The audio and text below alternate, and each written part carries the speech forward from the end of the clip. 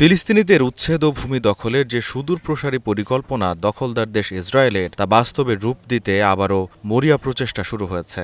দখলকৃত পশ্চিম তীরে দীর্ঘদিন ধরে অবৈধ বসতি স্থাপন অব্যাহত রয়েছে। এবার একই পরিকল্পনা নিয়ে এগোচ্ছে গাজা সিটিতেও। গণহত্যা চালিয়েই থামেনি দেশটি। দেশটির সামরিক বাহিনী জানিয়েছে, আজ থেকে দক্ষিণ গাজায় জোরপূর্বক বাস্তুচ্যুত ফিলিস্তিনিদের তাঁবু ও অন্যান্য আশ্রয় সামগ্রী সরবরাহ শুরু হচ্ছে। এসব নিয়ে অন্য স্থানে সরে যাওয়ার নির্দেশ ইসরায়েলি বাহিনীর। এই পদক্ষেপ এলো এমন এক সময়ে যখন ইসরায়েলের নিরাপত্তা মন্ত্রিসভা গাজা সিটি পুরোপুরি দখলের পরিকল্পনায় সম্মতি দিয়েছে। 10 লাখের বেশি মানুষের বাস এই শহরে। এর আগে ইসরায়েলি প্রধানমন্ত্রী বেনিয়ামিন নেতানিয়াহু ঘোষণা করেন, হামাসের 2টি শেষ ঘাঁটি বাকি আছে, গাজা সিটি ও দক্ষিণাঞ্চলের আল মাওয়াসি। তা ধ্বংস করার জন্য সামরিক বাহিনীকে পূর্ণ অনুমোদন দেওয়া হয়েছে। এই পরিকল্পনার উদ্দেশ্য হামাসের ঘাঁটি ধ্বংস বলা হলেও নিরস্ত্র বেসামরিক মানুষকে হত্যা ও জোরপূর্বক তাদের কনসেন্ট্রেশন ক্যাম্পে ঠেলে দিয়ে গাজা দখলের প্রচেষ্টা হিসেবে দেখছেন বিশ্লেষকরা।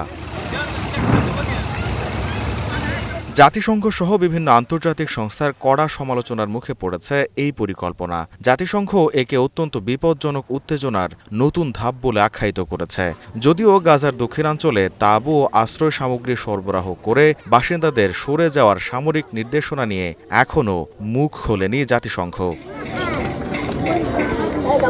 জাতিসংঘের তথ্য বলছে, গাজার প্রায় ৮৬% এলাকায় ইতোমধ্যে ইসরায়েলি সামরিক নিয়ন্ত্রণে আছে অথবা জোরপূর্বক স্থানান্তরের আদেশ দেওয়া হয়েছে। তবে দখল পরিকল্পনার স্থায়িত্ব বা বাস্তবায়নের সময়সীমা সম্পর্কে এখনও খোলাসা করে কিছু বলেনি দখলদাররা।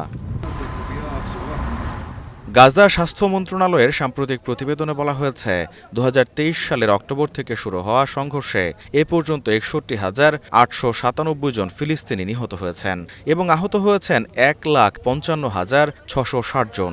শুধু গত ২৪ ঘণ্টায় ইসরায়েলি হামলায় নিহত হয়েছেন অন্তত ৭০ জন এবং আহত হয়েছেন ৩৮৫ জন।